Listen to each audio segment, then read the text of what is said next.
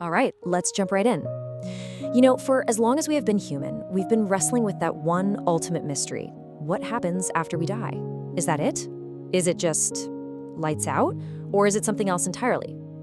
For thousands of years, one of the most powerful and widespread answers has been this idea of reincarnation, the belief that the soul returns.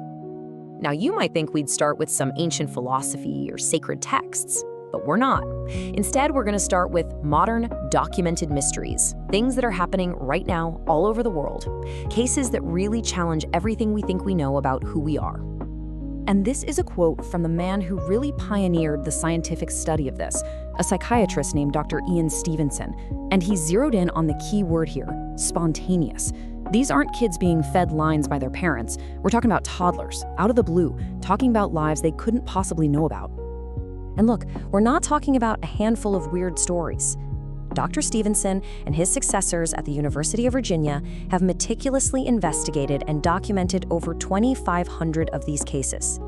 That's a massive database of human mystery, with each case being a puzzle that just defies any easy explanation. So what are we actually talking about here? Well, researchers call this phenomenon cases of the reincarnation type. And this isn't that vague feeling of déjà vu. No, this is about very young children, usually between 2 and 4 years old, suddenly recalling specific, verifiable details, names of people, names of towns, how they died, from a life that has already ended. And what's so wild is that as researchers dug in, they started seeing these incredible patterns pop up again and again. The kids often have phobias that are just uncannily linked to how the person they remember died, like a deep fear of water in a child who remembers drowning. They often feel this intense, sometimes heartbreaking longing for their other family. And maybe the most telling detail of all, these memories almost always fade away by the time they're 6 or 7, right as their new identity starts to really lock in. Okay, but this next part? This is the one that really guts you. This is the part that stops even the biggest skeptics in their tracks. In a huge number of these verified cases, the children are born with birthmarks or even birth defects that line up with eerie precision to the fatal wounds of the person they claim to have been. We're talking about marks that match bullet entry and exit wounds documented on autopsy reports. It's objective, physical evidence that mirrors their subjective memories. It's stunning. So, as fascinating as these modern cases are, you gotta know they're not happening in a vacuum. They're actually tapping into a much bigger story, one of the oldest and most widespread beliefs in human history. And that really leads us to this huge question, right? Are we just now, with our modern methods, finally documenting something that's been happening all along? Is what these children are telling us a window into a truth our ancestors just knew? And when you look across history, this idea is everywhere, but with its own unique flavor. In Eastern traditions like Hinduism, you have the Atman, the eternal soul, traveling through lifetimes to eventually achieve liberation, or moksha. Way back in the ancient West, you had philosophers like Plato arguing that our immortal soul already knows everything, and that learning is really just a process of remembering. And in so many indigenous traditions, it's about the spirit returning to the same family or clan, a beautiful circle that honors continuity and the ancestors. I absolutely love this quote by the poet Rabindranath Tagore. It just captures the whole feeling so perfectly. The idea is that death isn't this terrifying final act of annihilation.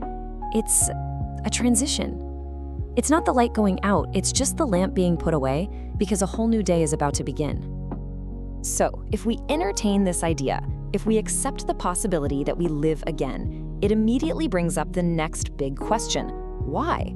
I mean, what's the whole point?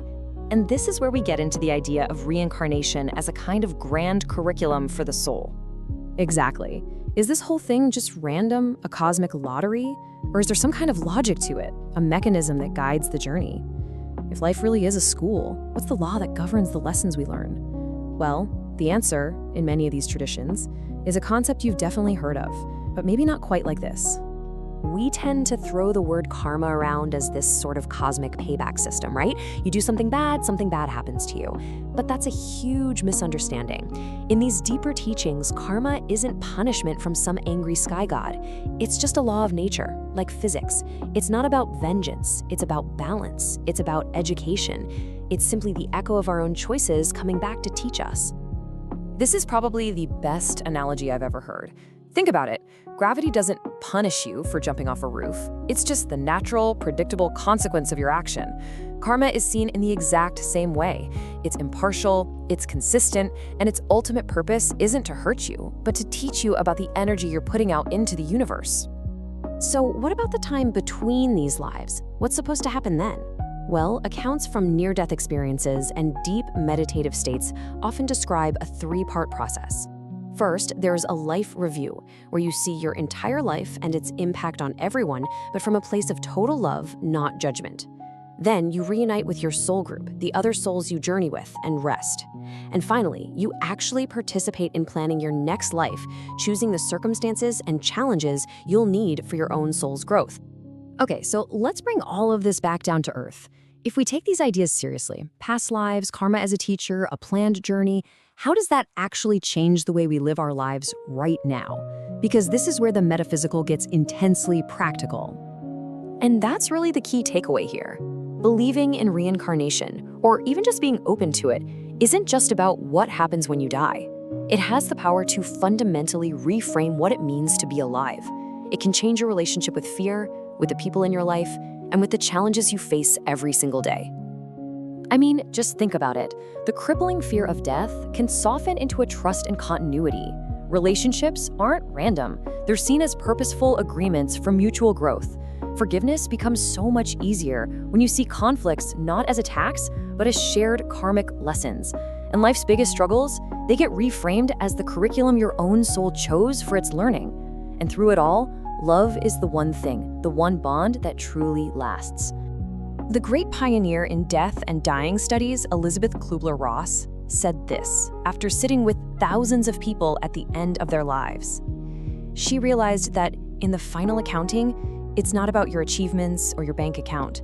The only currency that actually crosses that threshold from one life to the next is love. All right, for this last part, we're going to zoom all the way out to the biggest, most expansive, and, well, most mind-bending idea that comes out of all this. A vision of reality that kind of dissolves our normal sense of time and separation. It's this concept called the eternal now. Many mystics and people who've had near-death experiences report the same thing. From the soul's perspective, there is no past or future. All of our lives, every single one we have ever lived or will ever live, are all happening simultaneously in one timeless present moment. Our sense of linear time, of one thing after another, is just a feature of being human, not the ultimate reality. And this powerful quote from someone who had a near-death experience, who glimpsed that other side, it just says it all. The experience of the eternal now reveals this profound, undeniable interconnectedness. The idea that you can hurt someone else without also hurting yourself is seen for what it is, a total illusion. We're not separate drops in the ocean, we are the ocean. And so, we'll leave you with this question to carry with you. If death isn't a final, terrifying brick wall, but is instead just a doorway, a simple doorway into the next part of your journey, how does that change the room you're standing in right now? What becomes possible? What suddenly becomes important? And what changes for you?